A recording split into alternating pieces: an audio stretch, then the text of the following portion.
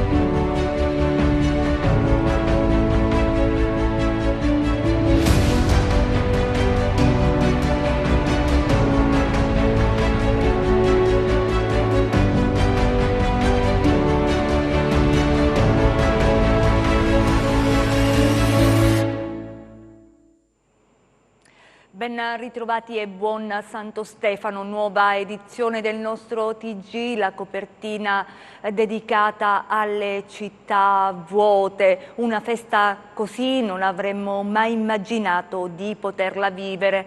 Le immagini girate da Mario Scarpelli per quella che è una festa in lockdown.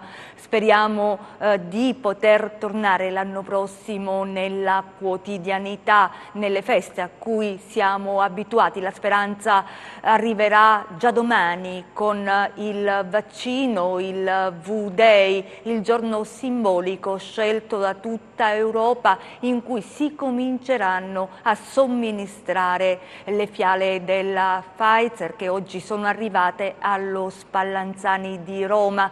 Il commissario per l'emergenza Arcuri ha detto: cominciamo a intravedere la luce. In Calabria domani mattina all'Annunziata di Cosenza alle 10, questa è l'ora fissata, minuto in più, minuto meno, per questo momento storico della somministrazione del vaccino. Vediamo.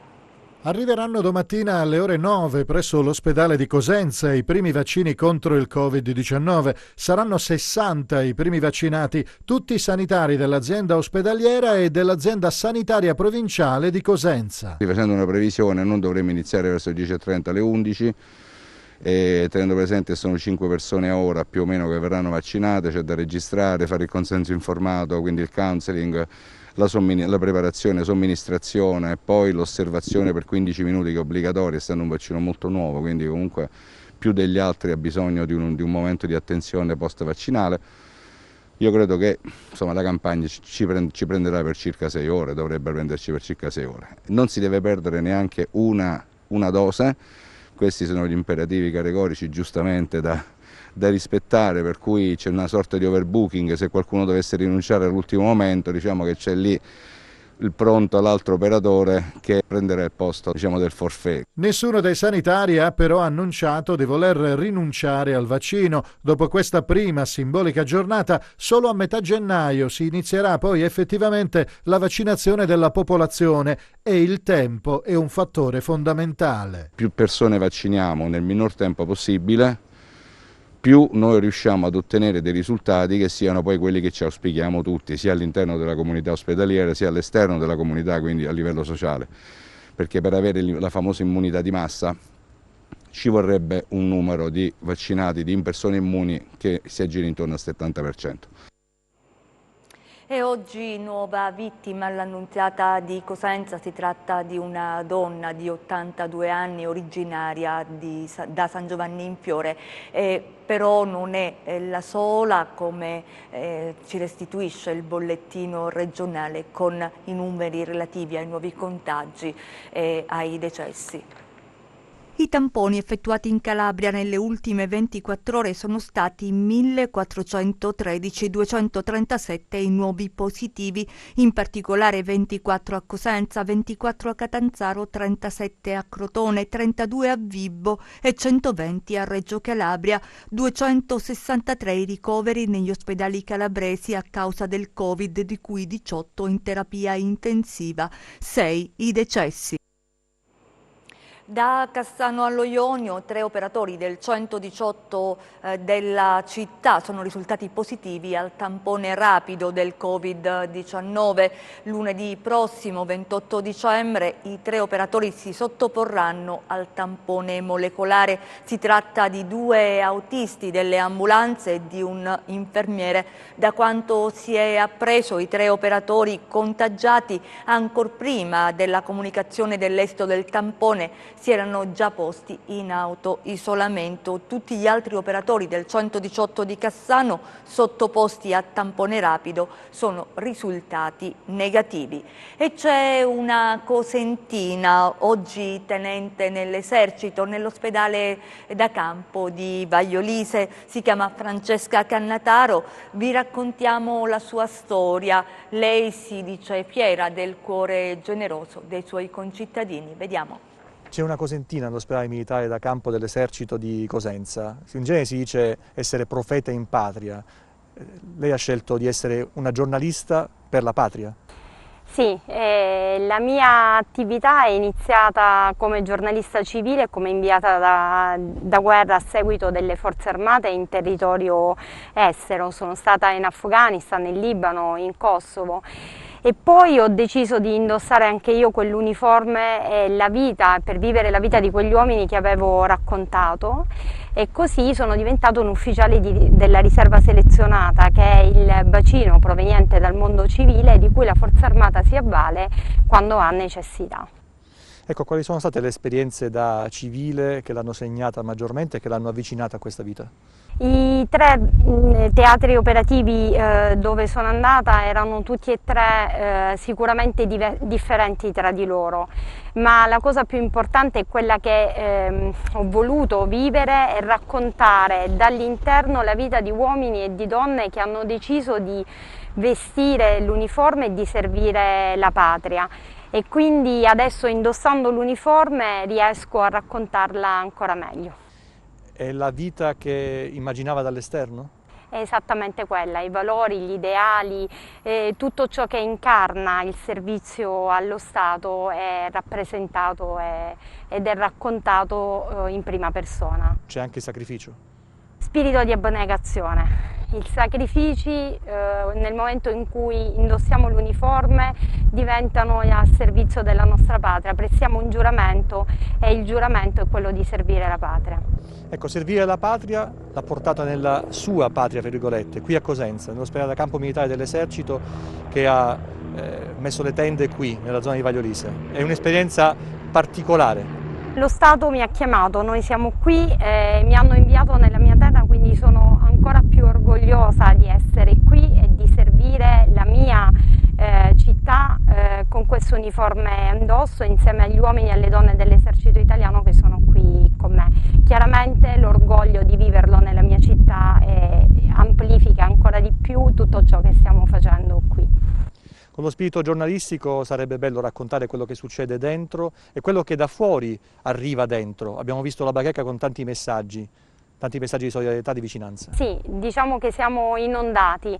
La mia città, permettetemi questo passaggio, ci sta ringraziando tantissimo. Stiamo ricevendo tantissimi messaggi di solidarietà, la gente si ferma qui davanti per consegnarci un cioccolatino, un dolce tipico, e ci fa sentire ancora più vicini e ci fa capire che quello che stiamo facendo lo stiamo facendo per il bene della cittadinanza, del popolo, e che loro hanno ben compreso quello che noi facciamo qui. Una bella storia, ma ci sono altre storie. Il Covid che ha cambiato la vita, non in meglio, per esempio a chi ha perso il posto di lavoro. Tra loro ci sono anche dei professionisti, l'impegno della Caritas di Cosenza che con discrezione aiuta chi è in difficoltà. Vediamo. Il Natale è famiglia e calore, ma non è per tutti così. Ci sono tante persone che ogni giorno chiedono aiuto, persone sole che non possono permettersi un pasto caldo, ma c'è chi per fortuna pensa anche a loro. Il cuore grande della Caritas di Cosenza continua a battere anche e soprattutto in un Natale governato dal disagio della pandemia. Stiamo cercando di essere più presenti possibili. Ci stiamo attrezzando attraverso alcuni ristoranti della città per dare la possibilità di avere il pranzo a domicilio per tante famiglie. Attualmente sono 180 le famiglie che riceveranno il pranzo di Natale, lo condivideranno nelle loro case. La pandemia ha generato i cosiddetti nuovi poveri, persone comuni che la disperazione di questi mesi sembra aver avuto la meglio su di loro, poiché la povertà non ha atteso di far sentire la sua dura morsa. Molte famiglie infatti si sono trovate a fare i conti con un disagio economico crescente, in cui la caducità è diventata una compagna costante, il senso di sconfitta un alleato non richiesto. Noi generalmente in un anno consegnavamo e servivamo a pranzo circa 8.300 pasti. Quest'anno con la pandemia da marzo fino al 30 novembre abbiamo fatto 13.500 pasti. Le famiglie sono circa 100 al giorno. Tanti sono i nuovi poveri.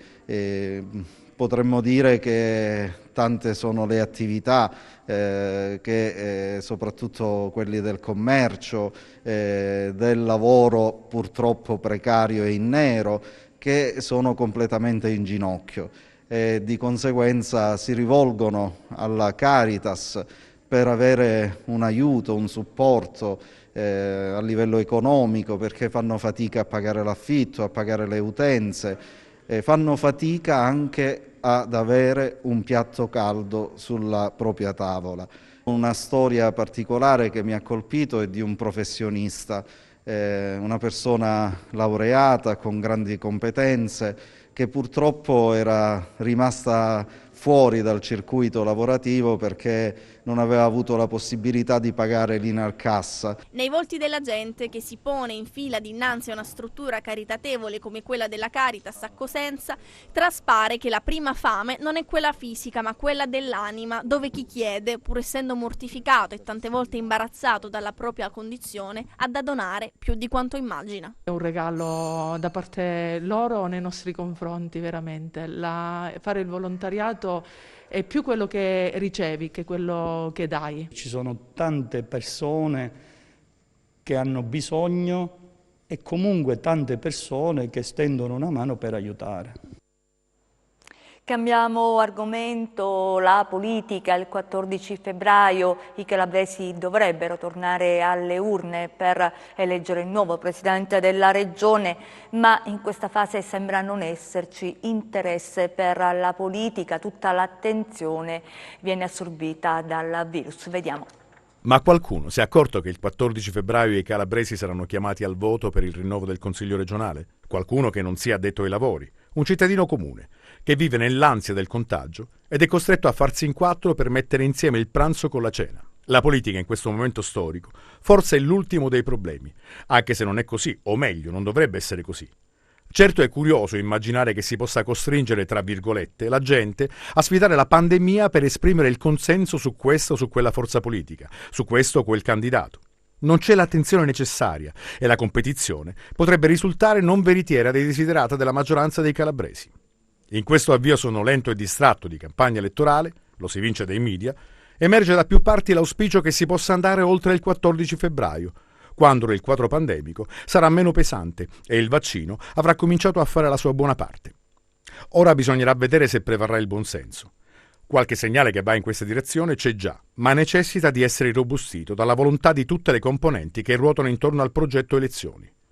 Qui non si tratta di privilegiare nessuno, ma di consentire ai cittadini di potersi esprimere ed esprimere liberamente il proprio voto e ai partiti di esplicitare nel miglior modo possibile il proprio progetto.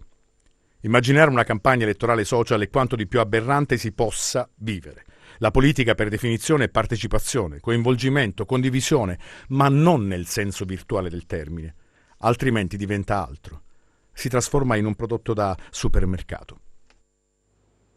Intanto sempre dalla Regione l'assessorato al welfare ha stanziato 100.000 euro per la sicurezza di operatori e detenuti nelle carceri. Vediamo.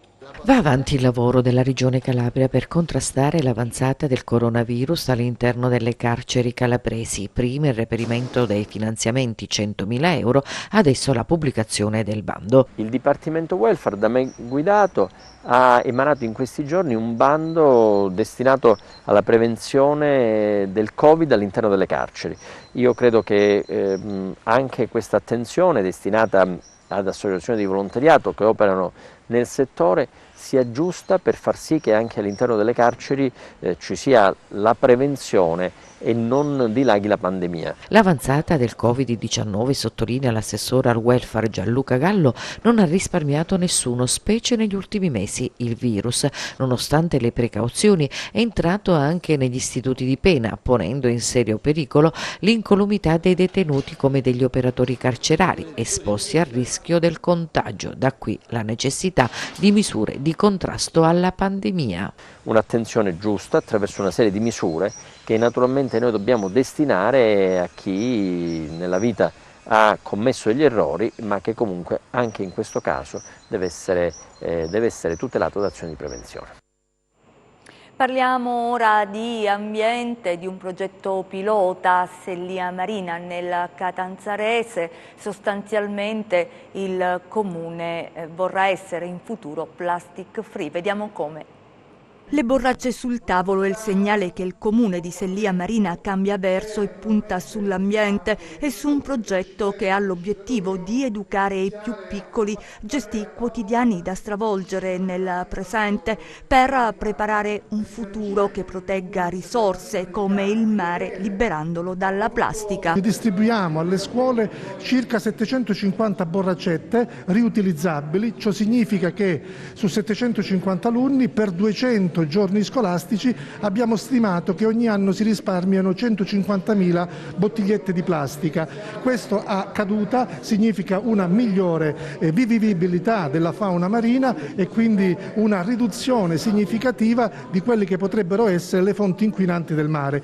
Un mare che è stato riconosciuto a livello internazionale dalla FEE mare pulito, un mare bandiera blu, e quindi abbiamo avuto diversi riconoscimenti come comuni. Abbiamo avuto il 2018 il riconoscimento di essere comune riciclone conferito da Legambiente, abbiamo avuto un altro riconoscimento quest'anno, l'unico comune della regione Calabria ad essere premiato dall'associazione Mare Pulito è appunto Sellia Marina per la bellezza e la limpidezza delle spiagge e del mare, delle qualità di balneazione. Quindi Sellia Marina vuole crescere ancora di più dal punto di vista della sostenibilità ambientale e questo percorso che faremo oggi con i ragazzi delle scuole e che faremo con la sinergia di tutte le istituzioni vuole appunto arricchire e aumentare il livello di risposta ambientale. Il calcio Serie B in campo domani al San Vito Marulla, il Cosenza ospiterà il Pisa, la Regina invece impegnata a Reggio Emilia. Vediamo. La Serie A si ferma, la Serie B no. Il campionato cadetto va avanti anche nei giorni di festa e domani si torna in campo. Il Cosenza ospita il Pisa, squadra fortemente colpita dal virus ma che adesso ha ritrovato una sua quadratura. La vittoria sonante ottenuta in casa del Lecce ne ha rilanciato le ambizioni. I lupi in casa per la seconda volta consecutiva inseguono una prima vittoria tra le mura amiche. Le prestazioni ci sono sempre e manca quel qualcosa per portare la vittoria. La vittoria che vogliamo regalare prima a noi e poi ai tifosi, quindi stiamo lavorando su questo.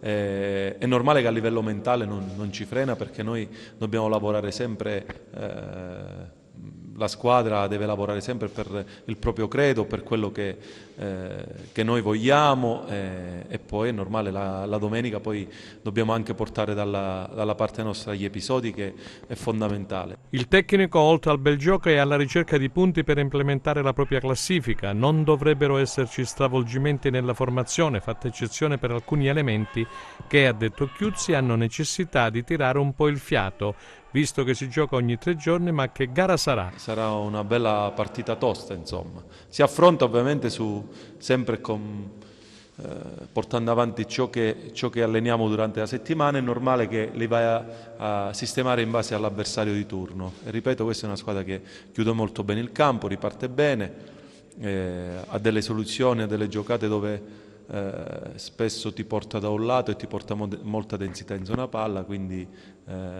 va affrontata, insomma, con molta attenzione.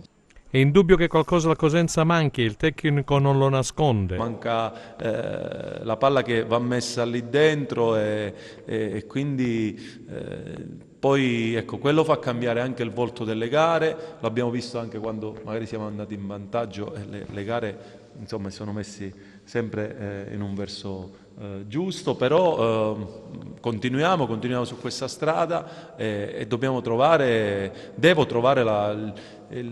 la cosa giusta, ma va trovata durante la settimana. E ci alleniamo per questo. Dal Cosenza alla Regina, la squadra dello Stretto, dopo il pareggio ottenuto a Vicenza, spera di ottenere qualcosa in più dal nuovo tecnico Baroni.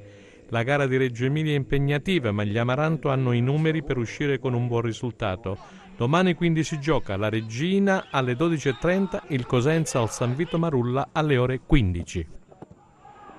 Oggi una giornata davvero fredda e grigia, ma vediamo il tempo previsto per le prossime ore.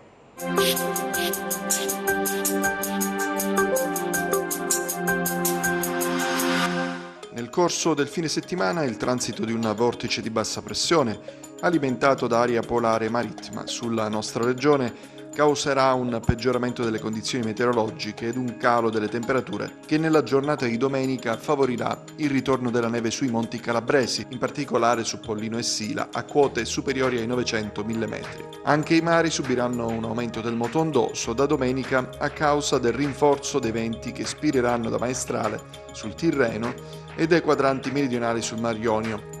Domani cielo generalmente nuvoloso con piogge sparse e nevicate sui rilievi calabresi a quote intorno ai 900.000 metri, temperature in ulteriore diminuzione. Domani molto mosso il Mar Tirreno con venti moderati da Maestrale, molto mosso il Mar Ionio con venti moderati di direzione meridionale.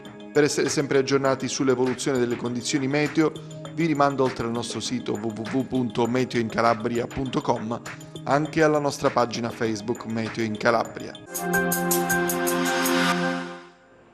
E vi lasciamo alla nostra copertina di chiusura con gli auguri della Compagnia dei Cigni. La parrocchia è quella di Loreto a Cosenza. Vi ricordo subito dopo la sigla del nostro TG Bookmania un appuntamento dedicato a chi ama la lettura con il consiglio dedicato proprio a chi ama leggere durante il weekend. Ci fermiamo qui, grazie per essere stati con noi, grazie in regia a Michele Cava, in messa in onda Francesco Camposani. Vi auguriamo un buon proseguimento.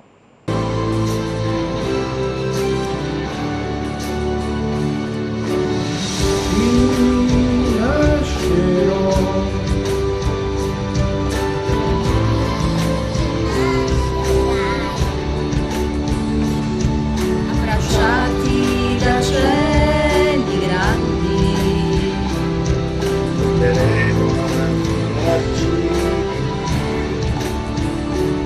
al silenzio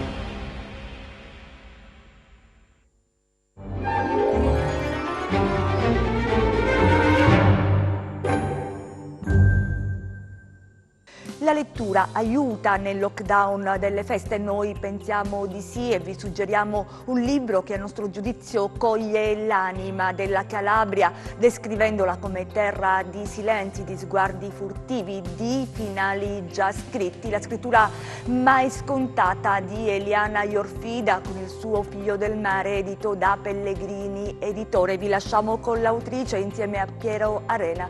Vi facciamo i migliori auguri. Il Figlio del mare, edito da Pellegrini, è il romanzo che mi riporta a casa, in qualche modo possiamo dire, perché dopo 2 opere ambientate in Siria, Sette paia di scarpe e Antar, questo romanzo è per la prima volta ambientato nella nostra terra. È una terra che racconto però ancora una volta attraverso un viaggio, questa volta un viaggio di ritorno che il protagonista, che porta il nome del mare che in qualche modo lo ha generato, compie a ritroso a distanza di 30 anni con un lungo viaggio in macchina che dalla Liguria lo riporterà in questa terra calabra a scoprire e chiudere il cerchio su un doloroso vissuto e segreto familiare.